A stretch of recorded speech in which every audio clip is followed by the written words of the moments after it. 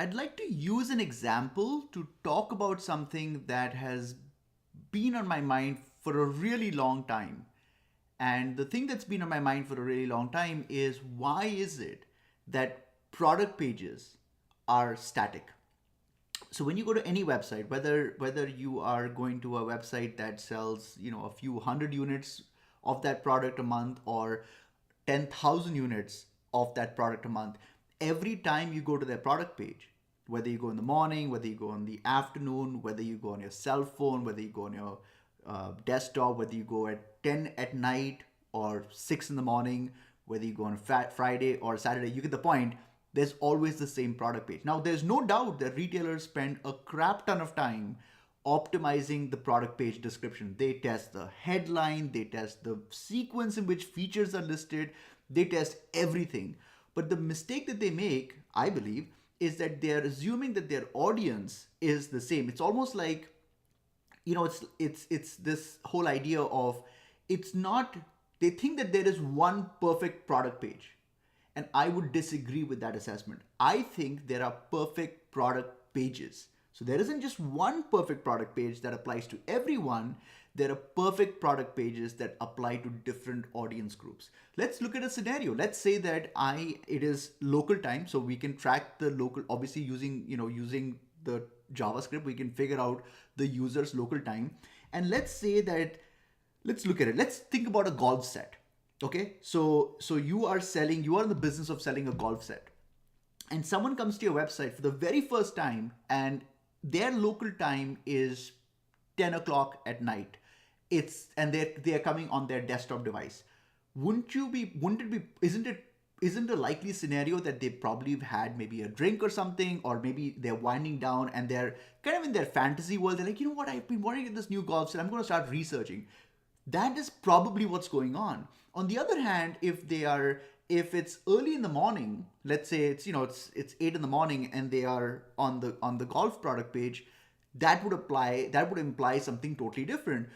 It would be also different if it is a weekend versus on a weekday. It would also be different if it was, like, for example, November or something, November end. Maybe they're thinking of buying something as a Christmas gift for themselves or whatever. My point is that these are different use cases. These are different customer mental states, and yet the product description remains identical.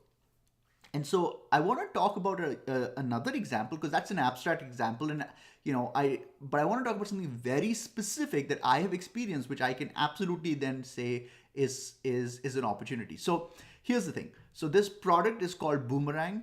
I've been looking into considering getting a tool, because one of the challenges that I have is that when I use email, I sometimes have to follow up on certain emails. And so the way I do it right now is pretty clunky. I go to my calendar, I'll put a reminder for myself, let's say a week out or 10 days out or whatever, and I'll say, follow up, and I'll put whatever the subject is, and I'll just give a link for it, the link to my Gmail. So when I click on it, it takes me to that email so I can then follow up.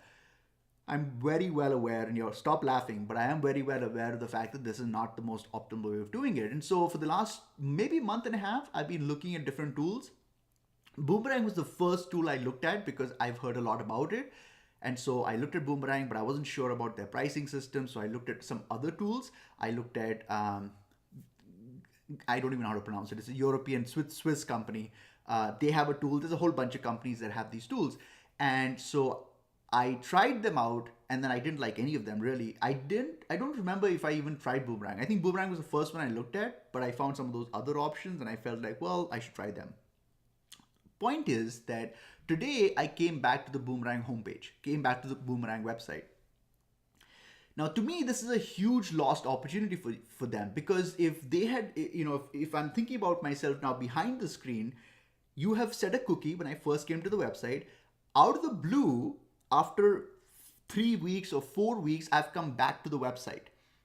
I can draw a very important conclusion here. What I can say is that the first time when I came, I kind of considered the product, and they also know how long I spent on the website. So they know that when I first came to the website, I spent, let's say, 5 minutes on it. They know what all features I saw. They know all of that good stuff. And then after 3 weeks or 4 weeks, I've come back. It's very likely that I've come back because I tried some other tools and I hated them all.